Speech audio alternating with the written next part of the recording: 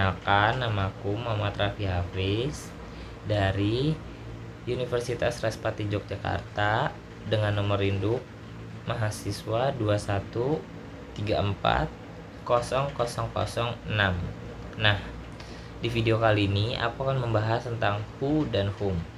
Mulai dari perbedaan who dan whom itu apa, pengertiannya, cara penggunaannya, dan juga tips and trick untuk menggunakan who dan whom. Karena nih banyak sekali orang-orang di luar sana yang bingung antara who dan whom, karena memang artinya yang sangat mirip. Nah, apa sih who dan whom itu sendiri? Who dan whom itu sendiri adalah relative pronoun atau kata ganti kepemilikan. Nah, kata ganti kepemilikan ini biasa digunakan untuk menjelaskan kata kerja yang sudah disebutkan sebelumnya dalam suatu kalimat. Nah, tetapi relative pronoun ini juga bisa digunakan sebagai kata sambung untuk menyambungkan antara dua kalimat menjadi satu.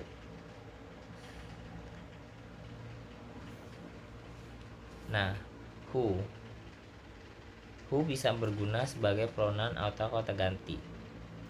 You use who in a question when you ask about the name or identity of a person or a group of people. Nah, maksudnya di sini adalah kita bisa menggunakan who di dalam sebuah pertanyaan apabila kita ingin bertanya tentang nama atau identitas dari seseorang atau juga dari sebuah grup. Nah, untuk contoh yang di sini ada contoh pertama yaitu who broke the window, atau bahasa Indonesianya adalah siapa yang memecahkan kaca tersebut. Nah, contoh yang kedua, who is the least popular man around here? Siapa lelaki yang tidak populer di sini? Nah, yang kedua, who juga bisa berguna sebagai conjunction atau kata sambung. You use who after certain words, especially verb and adjective, to introduce a clause where you talk about the identity of a person or a group of people. Nah, kita bisa menggunakan who setelah beberapa kata, terutama pada kata kerja, untuk memulai sebuah kalimat di mana kita membicarakan tentang identitas seseorang atau juga identitas sebuah grup. Untuk contohnya di sini adalah police have not been able to find out who was responsible for this forgery. Yang artinya adalah polisi tidak bisa menemukan siapa yang bertanggung jawab atas penipuan ini. Nah, yang kedua, Dana is visiting her parents who live in Bali. Dana mengunjungi orang tuanya yang berada di Bali. Nah, teman-teman, untuk who dan whom sebagai kata conjunction atau kata sambung, maka berubah artinya bukan menjadi siapa, teman-teman, tetapi akan berubah artinya menjadi yang. Selanjutnya ada whom.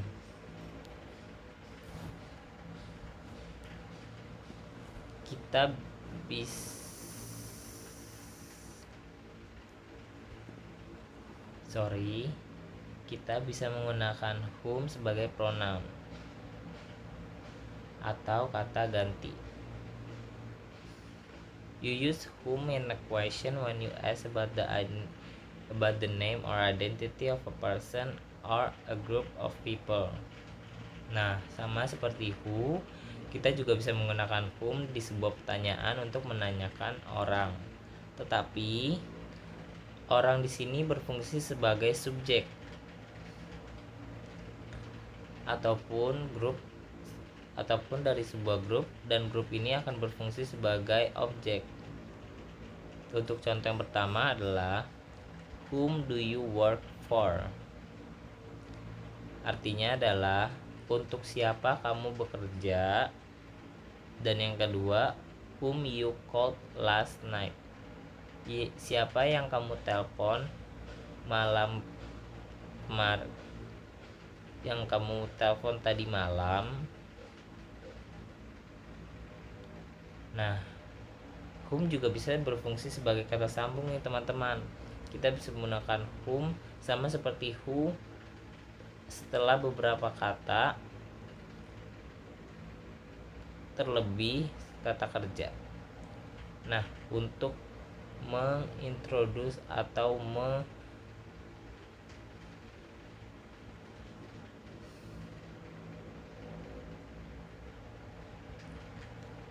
memulai kata dimana kita berbicara tentang seseorang atau identitas seseorang. Nah,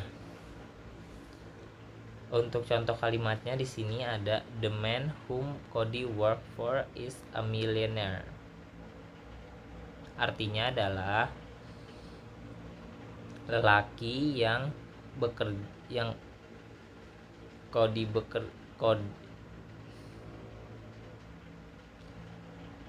the man whom Cody work for is a millionaire. Lelaki yang Cody bekerja untuk seorang laki-laki dan laki-laki tersebut adalah milioner. Yang contoh yang kedua adalah Diara whom you met yesterday is my girlfriend. Diara yang kamu temui kemarin adalah pacar saya. Perbedaan antara who dan whom adalah who berfungsi sebagai subject of a verb atau subjek di dalam sebuah kalimat, dan whom berfungsi sebagai object of a verb yang berfungsi whom berarti